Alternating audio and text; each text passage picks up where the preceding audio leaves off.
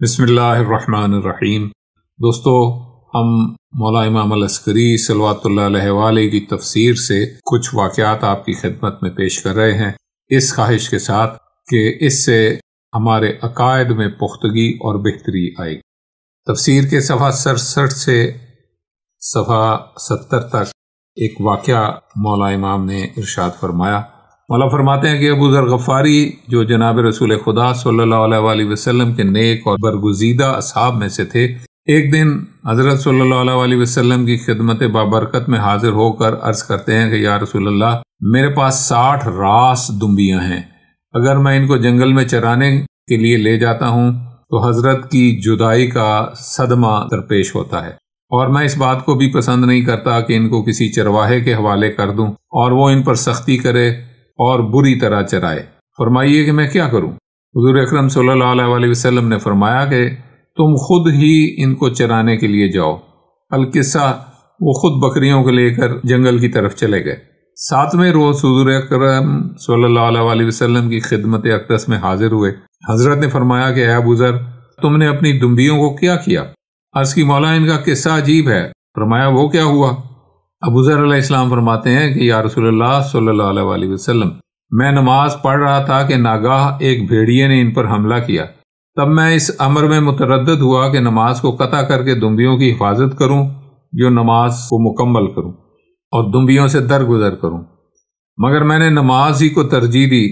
اس وقت شیطان نے میرے دل میں یہ وسوسہ ڈالا کہ اے ابو ذر، تجھ کو کیا ہوا کہ تو نماز پڑھ رہا ہے اور ادھر بھیڑیا دمبیوں پر حملہ کر کے سب کو پھاڑ کھائے گا اور تیرے لیے دنیا میں کچھ ذریعہ معاش باقی نہ رہے گا۔ تب میں نے شیطان سے کہا کہ میرے واسطے توحید باری تعالی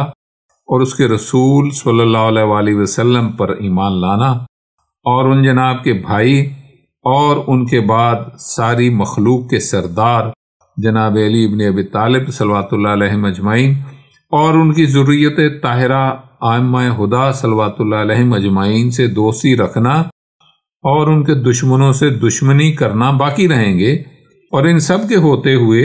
دنیا کی ہر شے کا فوت ہونا آسان اور سہل ہے۔ یہ کہہ کر میں نے نماز پڑھنے کو ترجیح دی اور نماز جاری رکھی،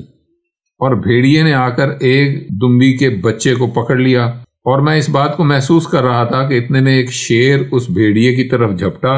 اور اس کو پھاڑ کر 2 ٹکڑے کر ڈالے اور بچے کو چھڑا کر ریوڑ میں پہنچا دیا، اور مجھ کو آواز دی کہ اے ابو ذر،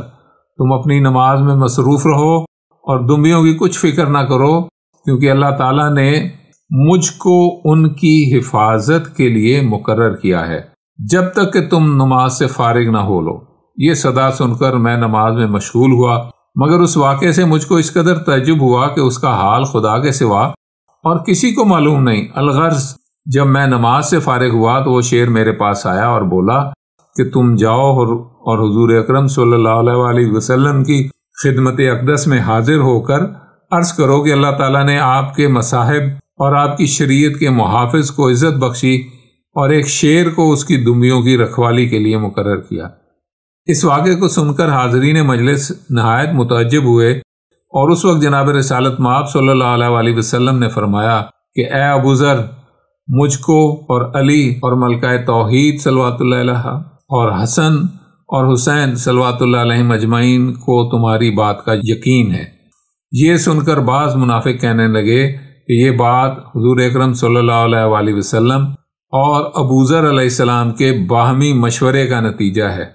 اور وہ چاہتا ہے کہ اس قسم کی باتوں سے ہم کو معاذ اللہ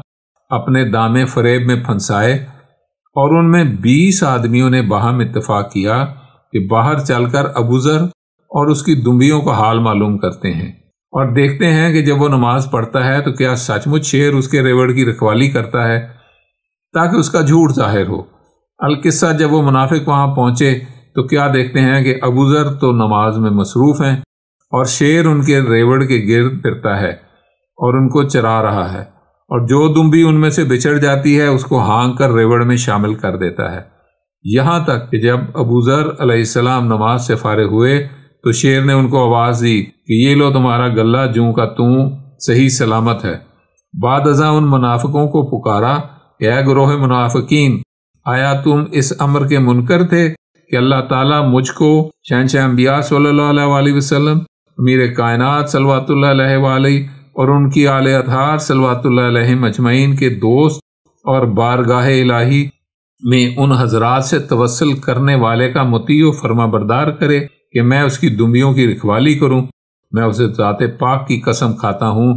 کہ جس نے حضور صلی اللہ علیہ وسلم اور ان کی آل اطہار صلوات اللہ علیہ مجمعین کو شرافت اور کرامت عطا فرمائی کہ اللہ تعالیٰ نے مجھ کو ابو ذر کا خادم اور مطیع فرمان قرار دیا ہے، یہاں تک کہ اگر وہ مجھ کو تمہارے پھاڑ کھانے اور ہلاک کرنے کا حکم دے